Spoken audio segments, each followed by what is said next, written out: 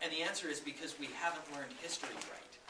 History has been very sanitized. It's names and dates. It's Henry V, or Henry VIII had 4 wives. Well, why does that matter? Why do I care about Henry V? And as we actually learn who these people are, things start to come alive. So, let's get into it, okay? David's beat Goliath all the time. Now, the story of David and Goliath is really fascinating because you've got these Philistines, right? And a lot of people don't know this, but the Philistines were actually Greeks. The Greeks had a knack of settling everywhere. And they took some of their colonists and they settled them down in Israel. And these Philistines were then going and they were going to conquer everybody because Greek culture, right? Well, wrong.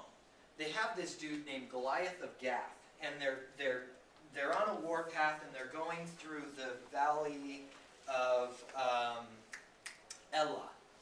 And the valley of Elah is where King Saul, who was the king of the Israelites, manages to bring him to a standstill. And they're fighting and they just can't get any ground. Well, Goliath of Gath is this massive guy. Some ancient historians put him at 6'4", which to us isn't very tall, but the average person back then was like 4 or 5 feet. They didn't really have a lot of bovine growth hormones in their meat, so they didn't grow as tall. But Goliath of Gath comes and he says, I challenge to single combat a hero from the Israelite army. And the hero from the Israelite army, if you face me and defeat me, you guys win, we'll be your slaves. But if we win, then we get to put you into slavery. And this punk kid named David, who has spent his entire life herding sheep, maybe fought a bear, maybe fought a lion, but that was pretty common. He says, you know what, I'll fight him.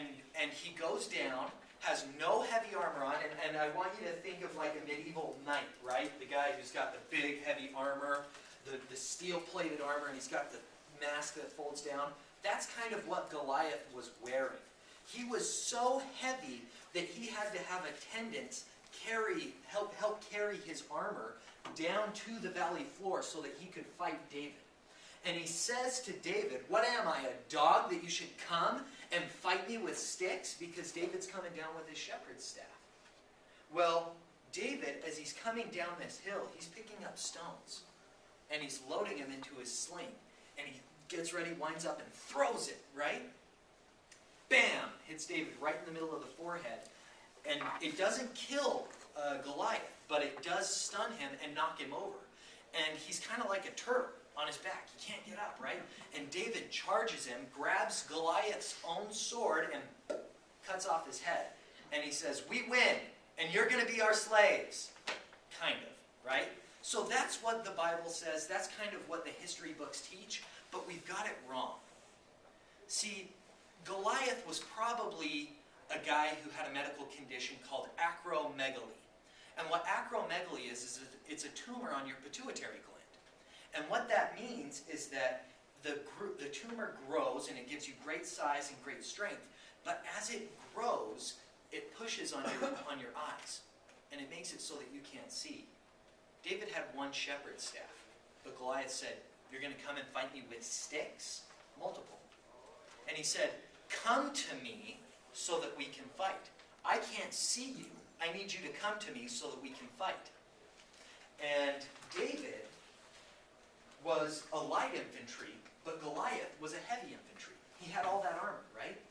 But David had a sling. And it would have been like, modern scientists say that using a sling against Goliath would have been like shooting him in the head with a .45 caliber gun. We don't know that stuff. But this is history. Now, I want you all to think, because you're in a resource-poor environment, I want you all to think of yourselves as David. And I want you to think of your competition as Goliath. Because they're going to do whatever it takes to win and to kill your business and put you into bondage. Right? Well, here's the thing. David's beat Goliaths all the time. And so today we're going to look at our own history in the United States of David and Goliath struggles. and how you guys can be a David and beat Goliath. So, a couple of things that I want you guys to think about is, first, redefine your disadvantages. What you think of as a disadvantage is actually an advantage. Because what happens for resource-poor organizations is that they have to develop a meritocracy, where the best people get the positions to have the most influence. And it's not based so much on dogma or seniority or who's been there the longest. It's who can get the job done and who can do it best.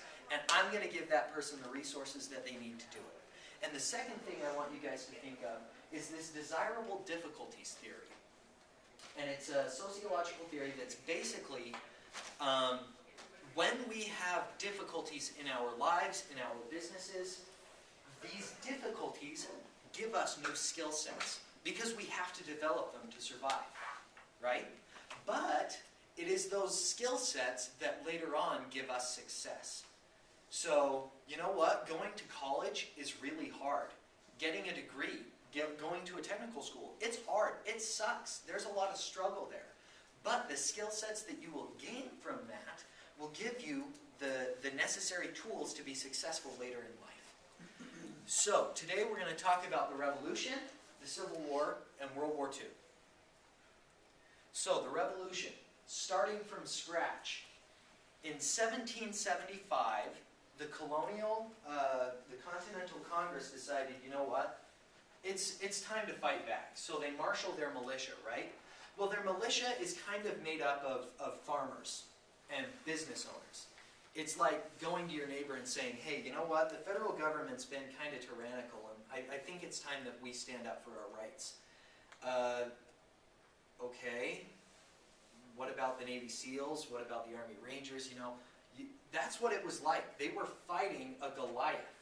And they had no military experience. They had no command staff like the British Army had. They were fighting against people like Johnny Burgoyne and William Howe. These men who had years of experience, combat experience, field experience, beating enemies.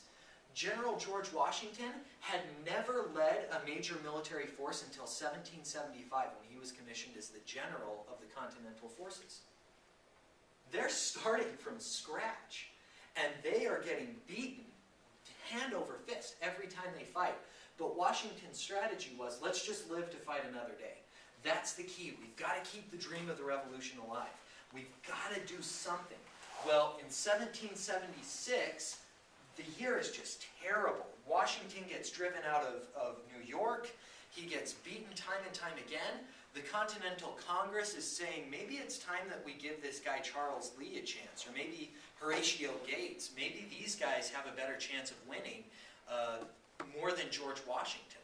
Well, what happens is George Washington makes a couple of great decisions, and one of them is in Valley Forge. He hires this guy named Baron von Steuben, who was a German. And Baron von Steuben had been driven out of Europe because there were allegations that he was a homosexual. Historians don't know whether or not it's true. A lot of them think that it was just slanderous. But the allegations were made, and he couldn't find a job in Europe.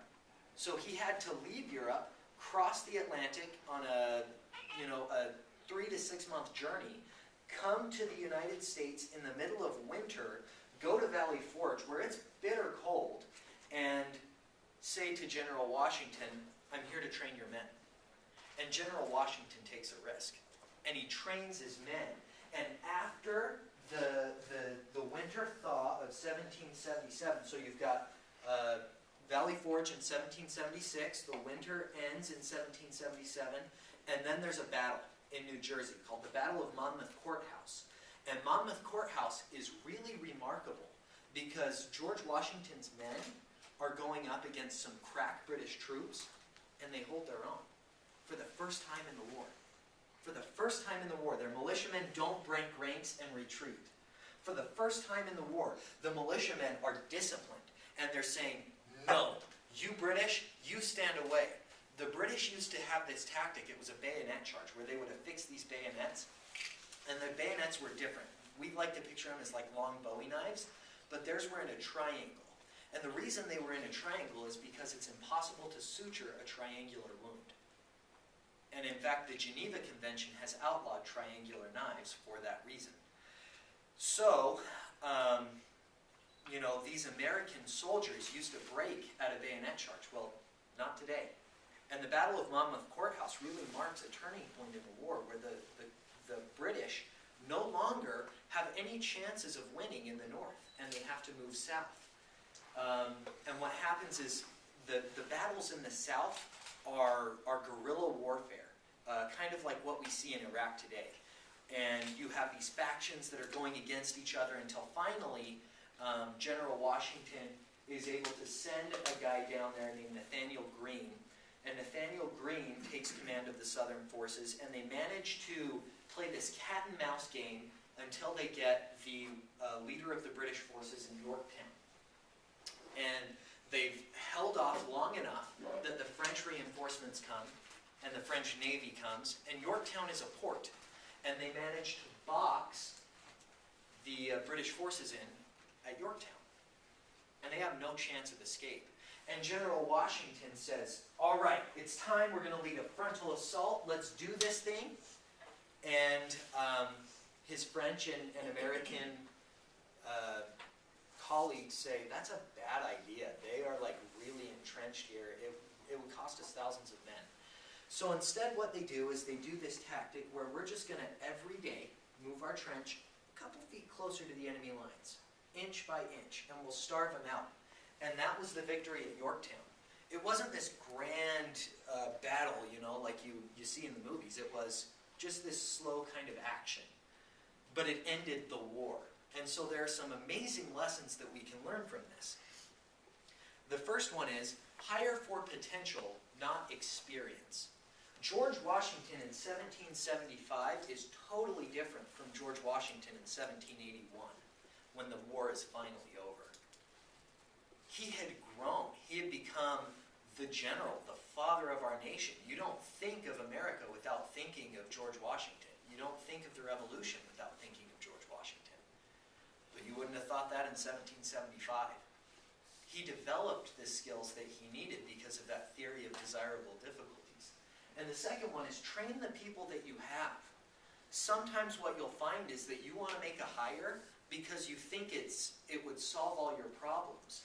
But maybe what the problems are isn't that you don't have the resources in-house that you need, but rather you just need to better train your people.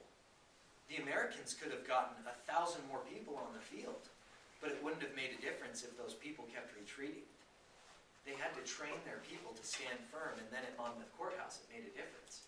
And if we train our employees, it'll make a difference too. All right. So, the Civil War. This guy, right here, this guy is fascinating. This guy's name is William McClellan. And he was the general of the Army of the Potomac for a little over a year. And this guy, I do not like this guy. I hate this guy. Because this guy brought us to the brink of disaster. So William McClellan was a political general. And he's in fact one of Lincoln's 5 generals, which we'll go into. See, in the North, it was very entrepreneurial minded. And that's why the Republican Party took root in the North. Was because they had a very strong anti-slavery platform, and the North was full of abolitionists, but also because it was very, very industrialized and very entrepreneurial minded. And so the Republican Party was very pro-business, and they managed to win a lot of electoral victories there. But what that meant for the Civil War was that the South took all of the generals and all of the veterans from the Mexican-American War, which had happened like 15 years prior. And the North had very, very few experienced generals. Well, what do? They get this guy, William McClellan, who was the top of his class at West Point. And for the Civil War, West Point was like this ranking system. And it was like, oh, you did it that well at West Point? Oh, you must be brilliant. You get to go to the head of the class and be the general. But he was terrible. He would push and fight and get right up to the point of victory and then stop. and he would have parties in Washington, D.C., and he would eat steak and lobster, and he would prepare his men for the fight and glad hand all the congressmen and tell them how good a job he was doing. And he would write letters to his wife and say, you know what would end this war? Is a dictator. We just need a dictator. I could be that dictator. And you know what? Lincoln fired him. And you know why? Because he was political and because he was a coward. Because he wouldn't go into battle. He would prepare and prepare and prepare and never fight. And Lincoln had 5 generals who were kind of like this. After McClellan, it goes to Ambrose Burnside, who is incompetent. He is he's the general of the Army of the Potomac at the Battle of Fredericksburg. And the Battle of Fredericksburg is basically, Fredericksburg is the city that is on a hilltop. And they've dug a moat around it. Robert E. Lee's men have dug a moat around it. And they have cannons on the top of this city. And there's a natural barrier in this, trying to get to this city. And Ambrose Burnside, instead of saying, you know what, we're going to wait, and we're just going to lay siege to this city and starve them out, he says, no, frontal assault. Send charge after charge, men and barges across this river, across this moat. Thousands and thousands of men lost their lives because of his incompetence, because he was not a good fit. And so Lincoln fired him. Well, after Ambrose Burnside, there was a guy named Joseph Hooker, and Joseph Hooker was not good at coming through in the clinch, as they say. He fought the Battle of Chancellorsville, and what happened at the Battle of Chancellorsville is he has all of these men, he has the advantage, it looks like he's going to win, and then he thinks, when Robert E. Lee is retreating, that Robert E. Lee is actually luring him into a trap, and he becomes afraid.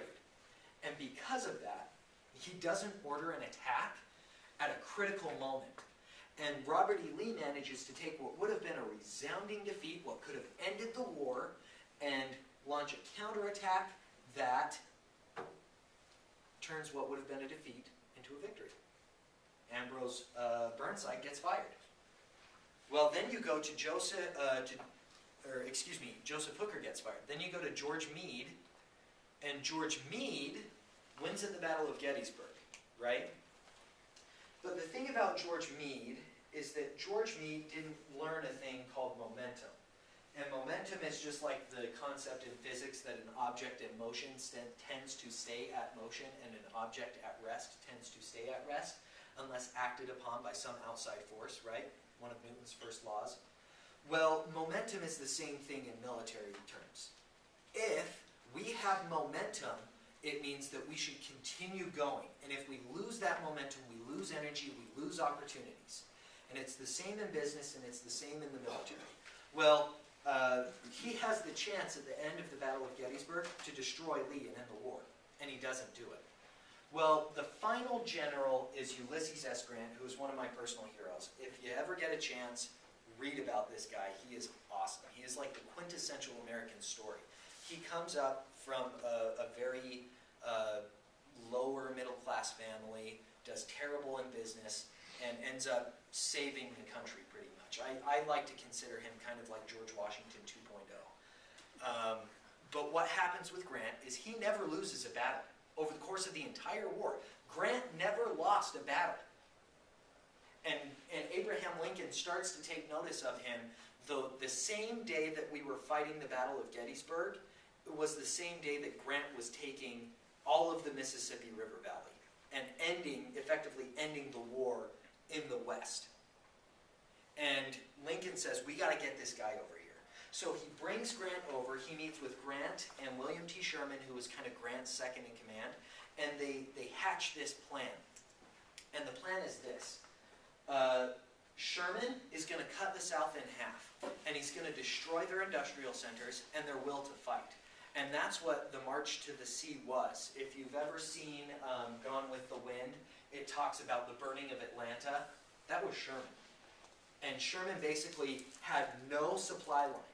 And he had these men called raiders who would go out and they would go to the plantations and the slave-owning homes, and he would say, all right, all you slaves, you're free. All of this foodstuffs, you belong to us now.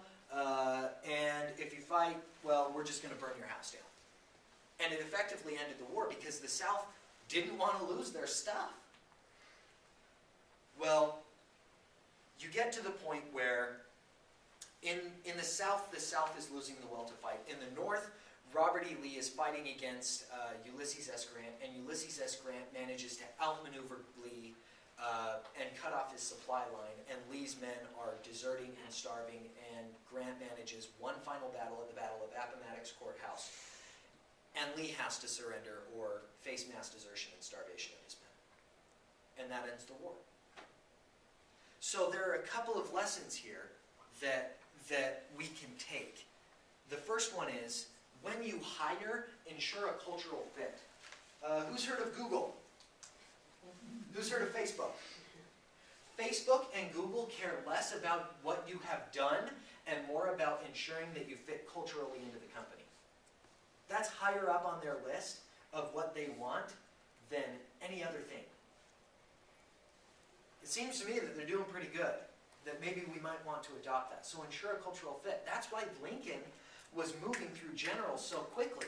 When he hired Ulysses S. Grant, there was this scandal at the Battle of the Wilderness, where Grant used a strategy that kind of backfired. He still managed to win the battle and force Lee into a retreat, but it caused a scandal. And one of the congressmen came to Lincoln and he said, well, I guess you're going to have to fire Grant now. And Lincoln looks at him and says, why? I finally got me a general. He finally had a cultural fit, and he was going to protect that person at all costs. So the next one is keep turnover costs low. And what I mean by that is, if you get someone who is the right fit, keep them there. Give them the resources that they need. Train them, support them, do whatever it takes.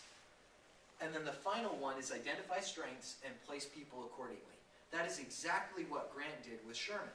He identified Sherman's strengths. He said, Sherman is really, really good at just this constant motion of total warfare. He's really good at saying, let's just keep going. If he gets into like a pitched battle, I trust that he would hold his own and do pretty well. But we just want him to have momentum. That's all we want. And that's what Sherman was good at, was preserving momentum. And so he got him in a place where he could do the most good. And that's what we need to do with our employees, is we need to identify people's strengths and place them accordingly.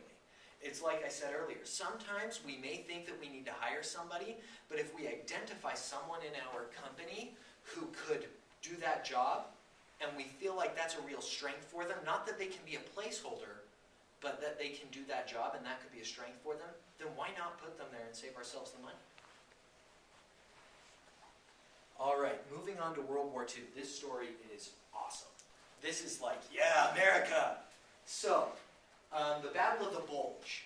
It's December 1944, and it's frigid. And the Allies have terrible supply lines. They have men going into battle without enough socks. They don't have cold, wet winter weather gear, and so they are just cold. And Hitler decides that it's a good time to launch a tank offensive. And he's saying, well, we're going to drive through the Ardennes, and we're going to manage to drive the Allies right back into the sea and right back into their boats, and we'll preserve German hegemony over the continent, right? Well, Hitler had a couple of things that he didn't realize, and one of them was that he didn't have enough gas for that offensive.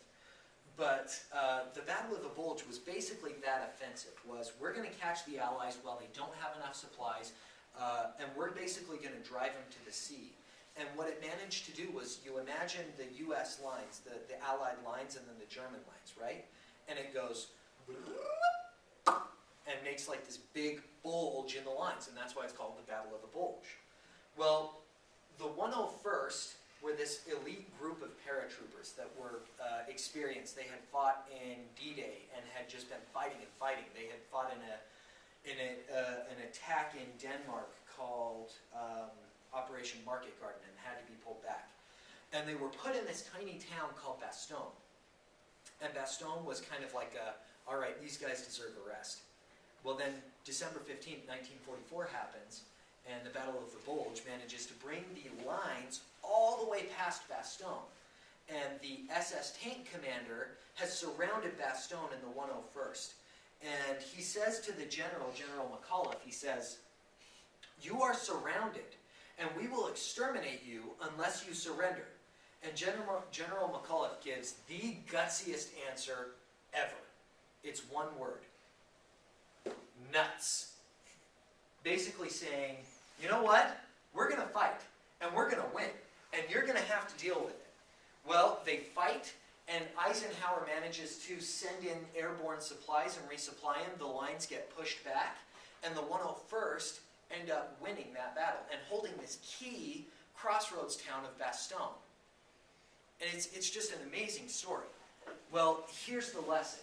It's kind of hard to see, but this is General McAuliffe holding a sign that says Bastogne and his two command staff. But it's a quote from Teddy Roosevelt is the lesson. And it's, do what you can with what you have where you are. You may not necessarily have the resources that you need, but you do have the resources that you have. And you can find a way to make those resources work. And that's the important thing. Make your resources count. Do what you can with what you have where you are. And when you do that, you'll find that it's that theory of desirable difficulties. It's that redefining disadvantages. When you do grow, when you do make it past your Bastogne moment, guess what? You know how to use your resources way more efficiently than the Goliath that you're fighting. So, beating your Goliaths. Let's kind of review here. Hire for potential. Remember that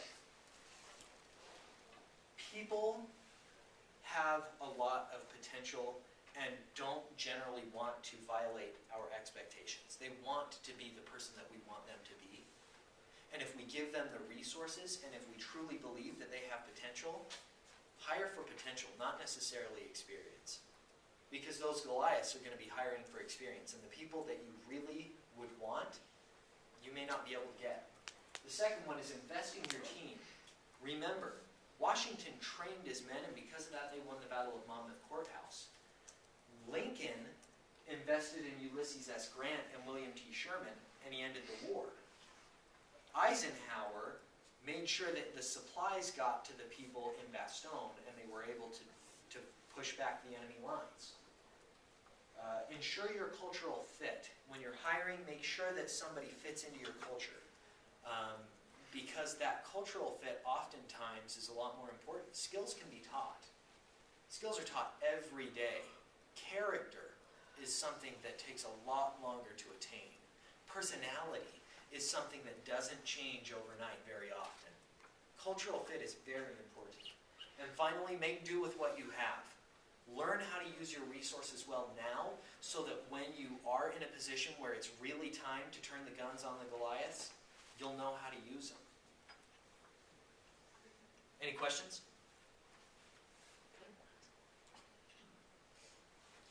All right. Great. Thank you. Good job, man.